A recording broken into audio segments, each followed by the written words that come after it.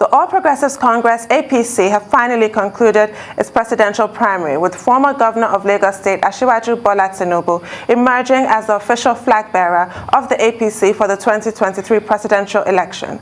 Tinubu defeated 13 other contenders to win the party ticket at the special national convention of the party in Abuja on Wednesday. He won with a total vote of 1,271, trailed by former Transportation Minister Mr. Rotimi Chibuike Amaechi, who was a distant second with 316, and Vice President Yemi Osinbajo coming third with 335 votes. With the primary all done and dusted, the ruling party must now forge ahead with plans for the presidential election, which is 8 months away, if they are to challenge the candidate of the Peoples Democratic Party, Atiku Abubarkar, who is also a strong contender for the presidency come 2023. Joining us on the show this morning as we discuss what next for the APC is Seye Oladejo, former Lagos State spokesman for the All Progressives Congress APC and former Commissioner for Special Duties, and Achike Chude, public affairs commentator, author, and human rights activist. Good morning, gentlemen. Welcome to the show. A pleasure. Thank you for joining us this morning. Good morning. Thank you for having me. So before we launch into the nuts and bolts of it, I'd just like to take your reaction, both of you gentlemen, and I think I'll start with you, Achike Chude, since you're here in the studio, on the emergence of Asiwaju Bola Tinubu against what might have seemed at some point as against all odds. What do you think of his emergence? I think it was, for people who have been watching the politics closely, I think it was a foregone conclusion that he was going to emerge. Apart from the fact that he has been the most visible politician in the Southwest, he is one of the most visible politicians in the country. I mean, there is a very strong recognition. He has strong name recognition, perhaps more than others. And then, of course, Osinbajo has that level of visibility by virtue of his position as the vice president of the country. Rotimi Amaechi also the same thing, and then perhaps some of the other people. But then, you know that politics is also not about name recognition alone. Politics is about work. It's about the work that you put in. It's about the alliances that you build. It's about the networking that you have established. Then it's about all the other things you do in politics, some of them unsavory and unwholesome. I mean, these are also part of what they do in politics.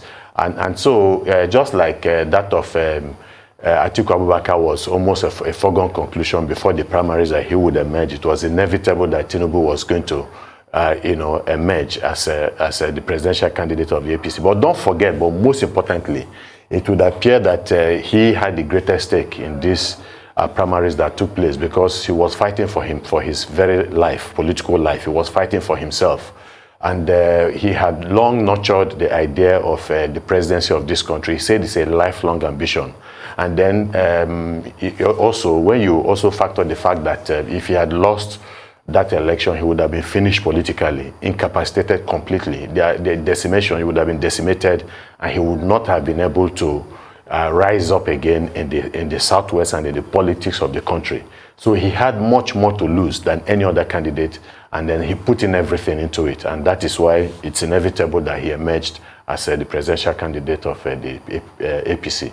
Thank you. Mr. Oladejo, yes, at some point, everybody believed, or generally believed, that Asiwaju Tinubu was good for at least 1,000 votes at the primaries. But then 11th hour theatrics threw that into doubt when the president had that statement of wanting reciprocity, meaning that he wanted to choose his own successor, when Asiwaju displayed that fit of pique in Abeokuta, seeming quite bitter, as if that opportunity, his last chance, had been snatched from him, and then he turned around and won. What's your take on all the drama that played out before the emergence and the actual emergence of Asiwaju Tinubu? Well, thank you very much, Tundu. Let me quickly say that that ticket was well won, well deserved. And let me say it was a kind of reward for years of diligence, of commitment. Asiwaju, over time, since the advent of democracy, has become a brand name in the progressive family and is a recognized face in the country and beyond the country.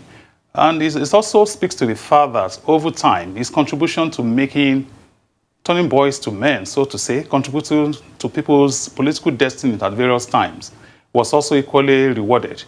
And let me also say, when the president asked for reciprocity on choosing a would-be candidates, I think it was largely misconstrued. The president, of course, as a leader of the party too, who has some form of interest, but he didn't really ask that. The party should just give him that right to be the sole decider on who the candidate of the party will be. And it's also very clear that at the end of the day, the party, through the delegates, spoke, and they spoke well, with the overwhelming victory of Asiwaju Bola Tinubu.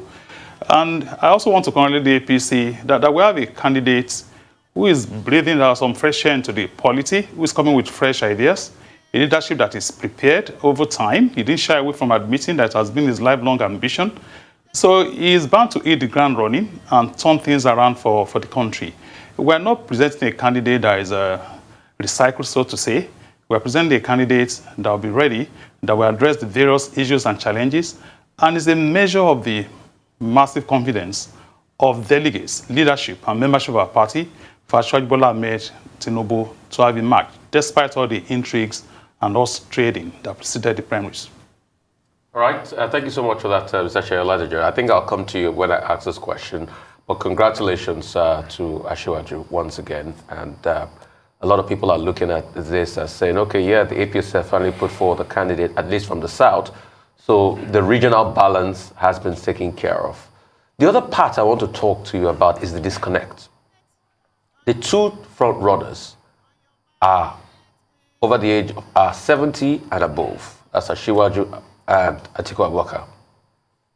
And there are other candidates in other political parties, 18 I must add, but the two major political parties, as we know them. But they are running in an election in a country where the median age of an average Nigerian is 18 years old. There's a massive gulf and disconnect. What happens to bridging the gap? Well, let me just say that the important thing in this election really is the ability, the track record of the candidates to address the various issues at stake in this country. And maybe I need to make this known. A whole lot of youths actually work on this Asiwaju aspiration in the foreground and the background. And it's also a reflection of the fact that over time, what it's been able to do in Lagos State, there's no doubt about the age gap and the rest of it, but the world over, it's been proven that age also comes with wisdom, it comes with experience. We cannot jettison all of that. And it's also behoves us to say that Asiwaju has proven over time to be in a very good position to rally around all the tendencies, all the forces that will engender their confidence in his leadership and bring them, all of them, on board to be certain their interests will be taken care of. What are the interests of the youths? Job security, employment, support a government that will provide an enabling environment to promote creativity, and ensure that we all, in the fullest of time, have a nation that we can all be proud of. That much Asiwaju presidency will guarantee. As far as I is concerned, we have nothing to fear about the candidature of Asiwaju Bola Tinubu. Yes. On that same question. Yeah, well, obviously, I don't know what kind of freshness they are going to bring into the mix, really, if you ask me. I agree. Yes, I agree about the age gap and all that. But again, you know, it is a truism. I mean, people have often said that power is never given, power is taken. And so the youths perhaps have not been able to do what they should do because they have a duty, they have a responsibility. But one thing I would say is that in the past few months in this country, especially after the NSAS uprising, we have a youthful populace that is becoming more and more aware of their duties and responsibilities, becoming more and more aware of the importance of government and how government affects their lives. Of course, you see such expressions on social media, but we have also said, but I think that is an indication of where they are going, their mindset. But we have also said at the same time that it's not about social media. Social media has its uses and its influence and all that, but you need to come down to the real world also to participate effectively in governance. And so it's critical. But the reality is that the disconnect we are seeing, we are still going to see it because, I mean, these are the old guards. These are the people that have run this country for quite some time. These are people that have been in critical positions in the country, and they have not been able to make any significant a significant impact in changing the direction of this country, in changing, the lives and the welfare of the youthful populace of this country. So I do not see it. Look, it's one thing to make a statement. Anybody can make statements. You're going to do that and that. But the issue is, how are you going to do it? And these are the questions, critical questions that Nigerians fail to ask most times. So, like I said, the problem of Nigeria is, of course, the problem of the elites. Ibrahim Babangida, when he was in power, said it at a time. Abacha, when he took over, had cause to also say that. Even Okonjo-Iweala. So these are the same people, in a way, that have also contributed to the affliction of this country. And so nothing has, he has just told us, even before the primaries, that he was going to continue with the policies of the sitting government. What are the policies? Then you ask yourself, what are the outcomes of the engagement of this government with Nigerians in the past 7 years? Looking at it from the economic, perspective, looking at it, in terms of the stability and the cohesion, within the country, today. Look at it in terms of the anti-corruption war. We saw full corruption on display during the primaries, whether it's the APC or the PDP primaries and so on. And so foundation is important. And the foundation that we have seen with the bribing of delegates and the rest, who should they also know better, who are also not even better than the politicians themselves. But it's important when we talk about the virtues of these primaries, how well, the primary was conducted and the rest. We should also talk about the negatives also, because these are also some of the negatives. So what it means is that our politicians have learned nothing and they have forgotten, nothing. And so it is the same, old-time engagement with delegates and with people who matter within the political spectrum that we have seen. So how fresh would that be by the time some of these people, actually take over the reins of government? I fear that I do not see any positive radical direction that could lead to the transformation of this country. But some of us would happily be like to prove wrong. So same old, same old. Mr. Oladejo, I'd like your take on that question, because it's even in this day that the 2023 election will be a straight fight between APC and PDP. Those who are sort of earnestly yearning for freshness, a third force, it looks as though they're not going to get that this time around. I'd like your take on that. And also on your party, the current state of your party. How ready is your party to take on this challenge of a general election? Is your party in tatters at the moment? Because we did hear from Asiwaju Tinubu in his speech saying shame on those who thought the APC was dead and buried. Yet the same Asiwaju Tinubu was unable to extend a hand of friendship to the Vice President Yemi Osinbajo, and it had to be called to his attention by the Speaker, Femi Gbajabiamila, in full view of the cameras. Does that sort of indicate some kind of rancor? Have other aspirants who did not step down for Asiwaju Tinubu, have they decided to support him? We heard from the president. The president has thrown his weight behind the presidential candidate. But how do others feel? Have those reports of the demise of APC really been put to rest? Well, let me just say that out there in the media, the regular media, social media, and all of that, a whole lot of things are out there for the assumptions of people. I heard the other gentleman, I didn't quite catch the name, I'm sorry, say about issues of bribery, corruption during the primaries and the rest of it. All these allegations that we didn't see, I didn't see that play out during the APC. All those who stepped down for Asiwaju, the votes of the delegates that hitherto supported them before they stepped down should count for something. And to just come on here and assume that money changers and all of that, maybe in some other parties, that was not seen as far as I'm concerned. And let me also say that the best choice APC could have made during that primaries was Asiwaju Bola Tinubu, who is known to be a unifier, who is known to have a large heart, to forget and move on. As far as we are concerned, this is just the prelims of a contest. We are going to the real contest, so it becomes very important that we should all come together. And that was almost achieved during the primaries. I mean, almost achieved to the extent of the northern governors coming together, of a whole number of aspirants stepping down for Asiwaju at the last minute, which ordinarily brought some form of discomfort to the opposition party. They thought it was impossible. Some could even bet their lives, stake their lives, that APC would never have a presidential primaries. We did have one. So all these issues are already in the front burner. Asiwaju is already extending his olive branch to all those who contested within. There is brothers. They were never really opponents. They were co-contestants. And let me also say that it's within their democratic right to want to vie for the same office. Already they are reaching out to them, they are talking, and I can assure you that we achieve a unity of purpose about Asiwaju having an share with the vice president. I mean, no one gave the benefit of doubt that he probably didn't see him, but it was quite convenient to say that he ignored him and all of that. Well, thankfully, he did shake him, and I think that's the important thing. And let me also say, all those assumptions now have been put to rest about somebody handpicking, somebody doing consensus, and the rest of them. And whoever is waiting for APC to implode, we really have to wait forever, because we are putting our house in order, and we are going to win the election.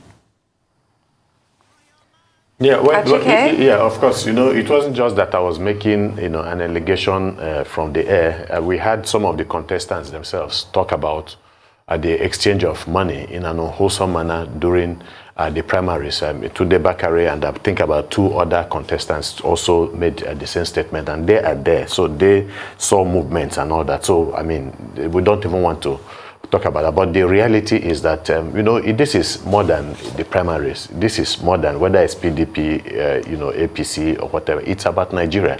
It's about 200 million people. And so things like this should give us hope, or should disillusion us based on how we relate with the candidates and with the political parties and the rest. We have seen the direction Nigeria has gone in the past 7 years, and in the past 22, 23 years that PDP and APC have been in power. And so we don't want to continue along the same direction.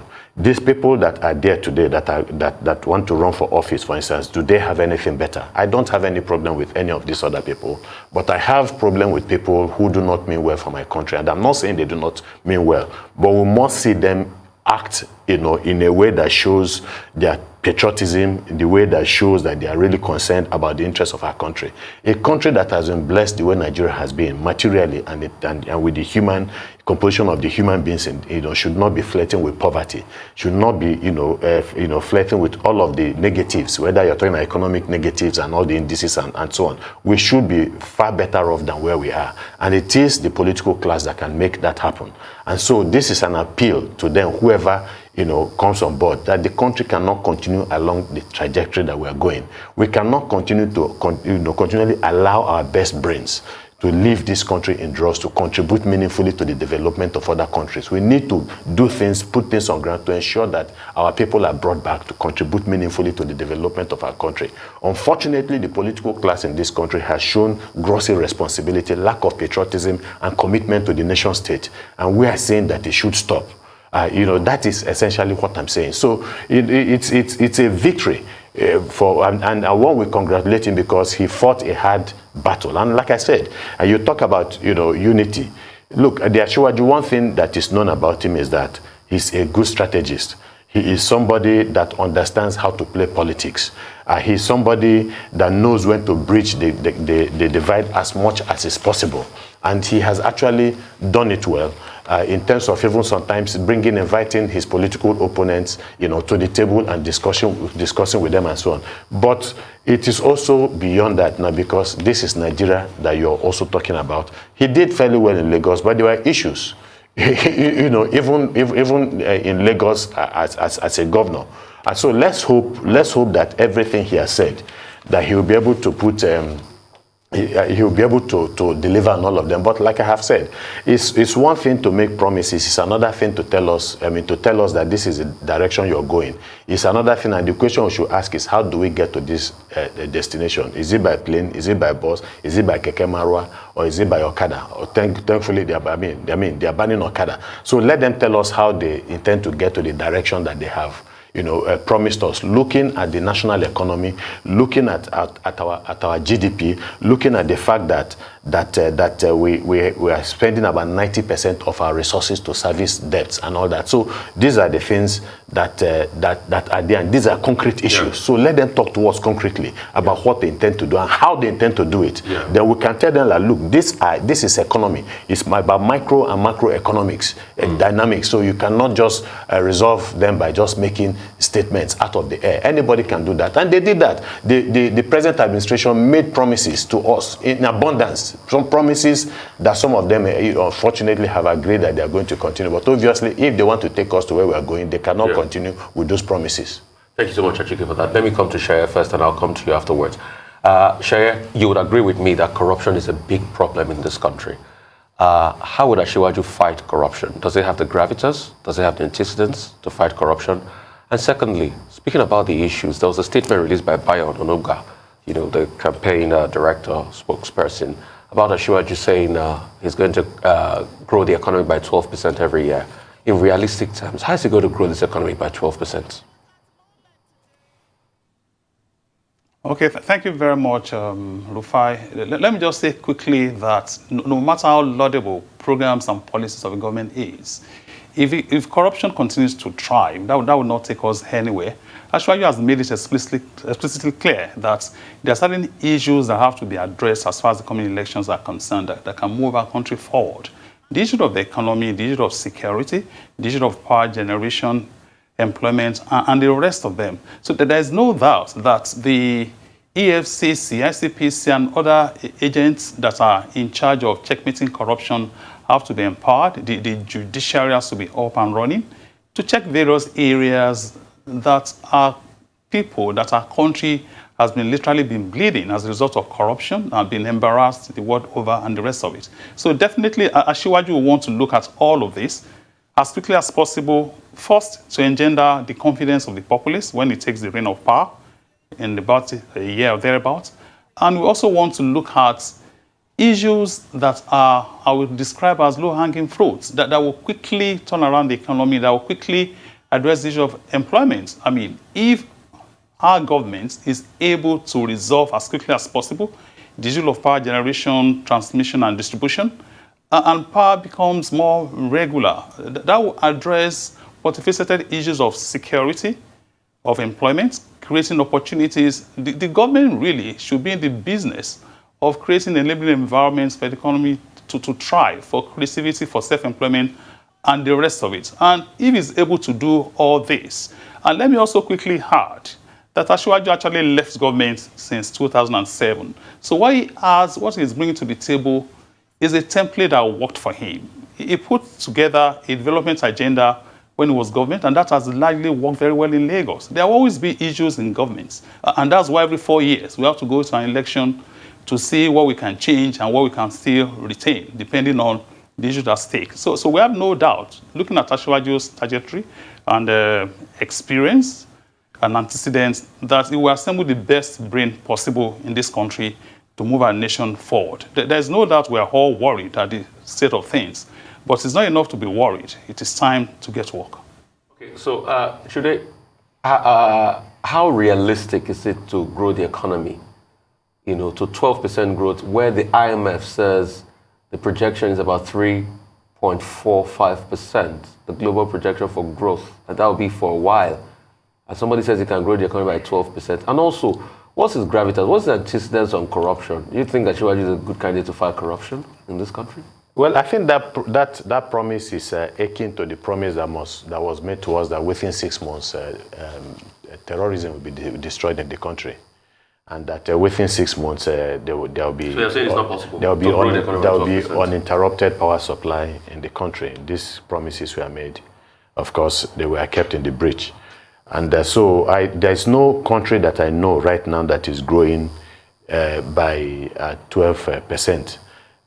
In the world, even the advanced countries of the world. If any is even growing by 7%, 8% right now, I think that's a miracle. But I don't think, because global estimates indicates that there has been a loss in growth of most of the countries in the world. And so this is what worries me, and this is the kind of things politicians make without properly understanding economic dynamics. I think he's been in finance all this while. Let's just say that he was carried away by the euphoria of the moment. But when you make this kind of a statement, you must be able to sit back and say, look, but this is not realistic by any stretch of the imagination. Where is that growth going to come from? That growth from, of course, obviously, agriculture will play a part. Industrialization should play a part, and so on. All of these things take processes, and they take years of planning, deliberate policy. before you begin to see these things germinate. So obviously, it's an outlandish claim. It's a fantasy. It's not going to happen, even at the best of circumstances, even when you have all, because the dynamics do not support that.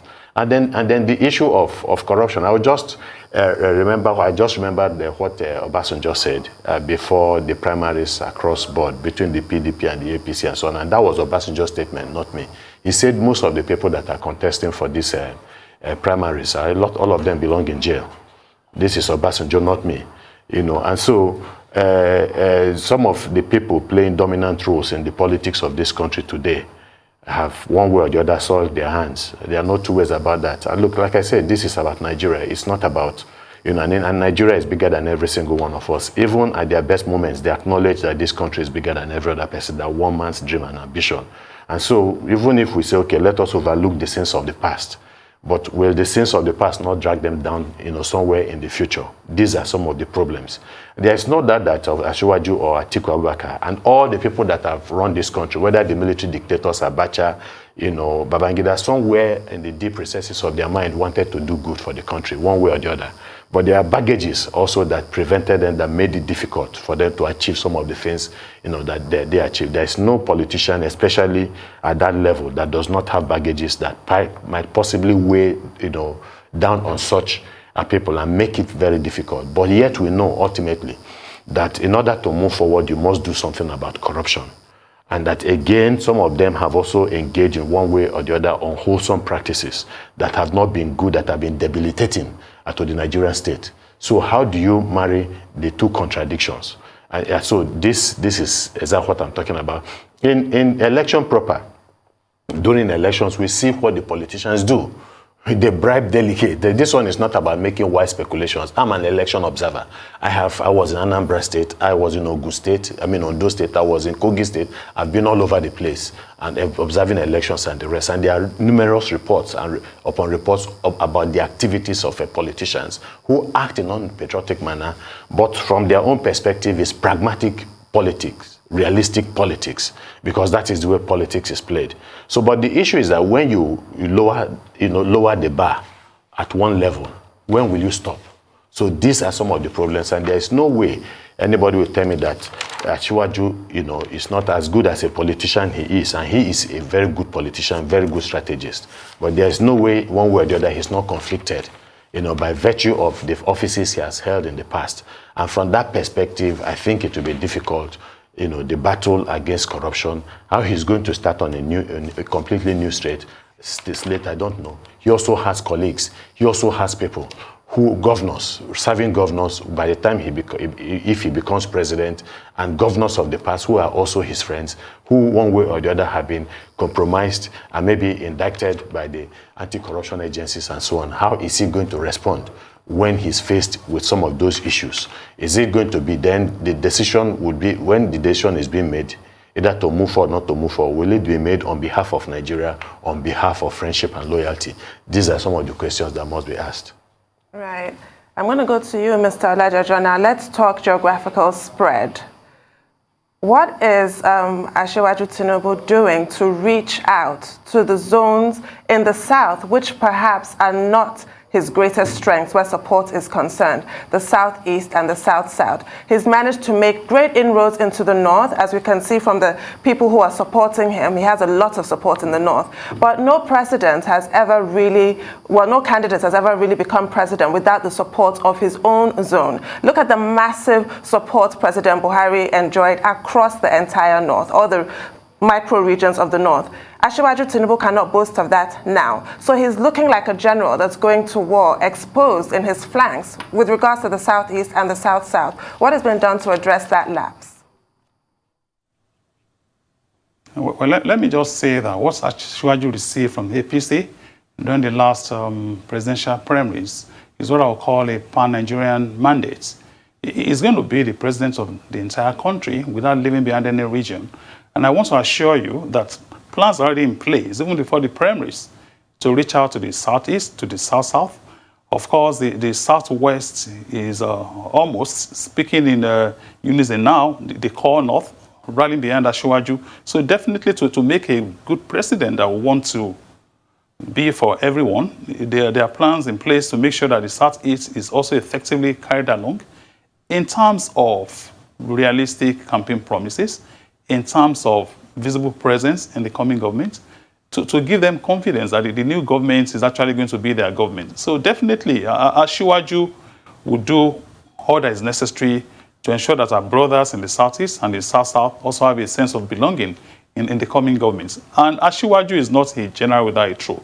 The entire Southwest is right now behind Asiwaju, at least from what you can see from what played out at the primaries, where virtually all the aspirants from the Southwest decided to rally around Asiwaju, step down for him, and gave him the mandate that he has today. But definitely, he will rally around the entire country to make sure that everybody have necessary confidence to support his government come next year. Mr. Oladejo. Yeah, Achike, those exposed flanks. Yes, I mean, it's there. There's no doubt about that. They have their areas of strength. They have their areas of weaknesses. And my fear, of course, just like you have rightly, put it, and Mr. Oladejo himself, the Southwest is closed, for him.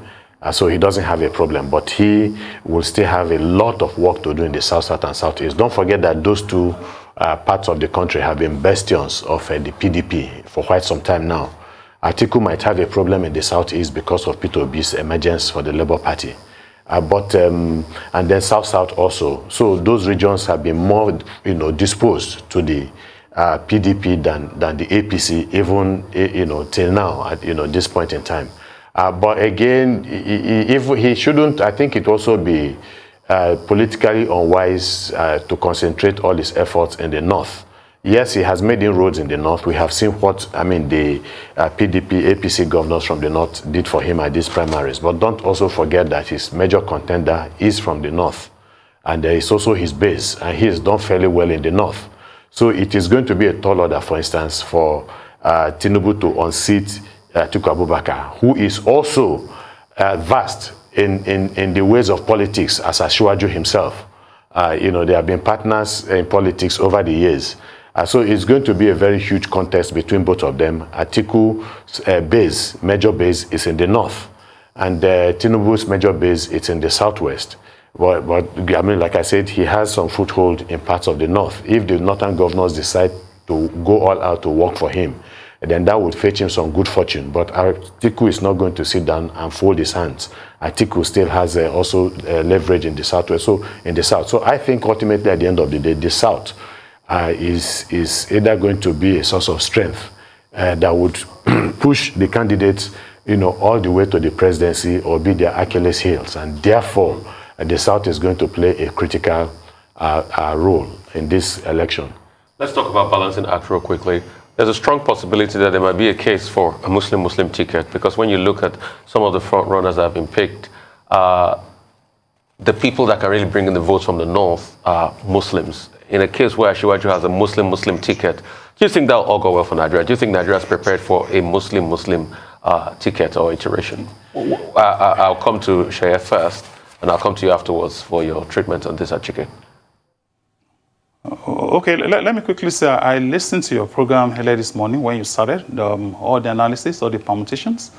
The leadership of APC is not averse to the mode of the nation. Every considerations will be given to what is on ground, to what we give our people confidence across religious, across tribal divide, across regional interest and the rest of it. Deciding who will be the runners-up really is not a duty for Asiwaju alone to perform. Definitely all the stakeholders will be brought together and looking at the various indices and the various issues.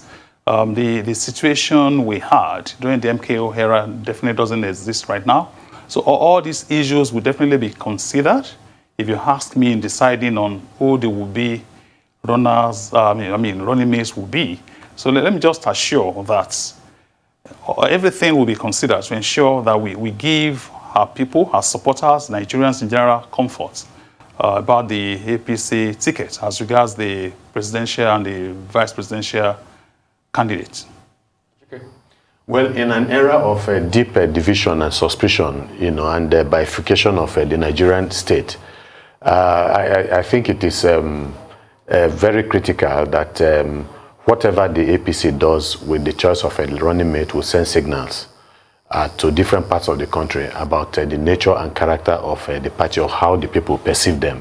And, you know, also don't forget, I think Tinubu gave us an incline of this in that speech in Ogun State, when he talked about Saraki's opposition to a Muslim ticket when Buhari was vying, because of the need, according to Tinubu. Saraki was talking about stability and all that. Maybe he disagreed with Saraki at that time, but that is key. That is critical. Nigeria is not, you know, it's not 1993 when Okoje, who was then Archbishop Okoje, Olubunmi Okoje, who was the president of the Christian Association of Nigeria, saw nothing wrong with a Muslim ticket. And for Okoje, all that mattered was competence and commitment by the people. And if they are committed to the Nigerian state and they are there to be president and vice president for all, then it didn't matter. Now it is going to be a problem. And you just talked about the need for Tinubu to carry the South along. And this is one way of carrying the South along.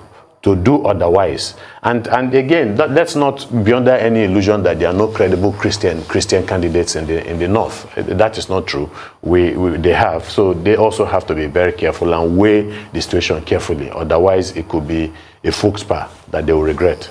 Well, thank you so much, gentlemen, for joining us this morning. Seye, Oladejo, and Achike Chude.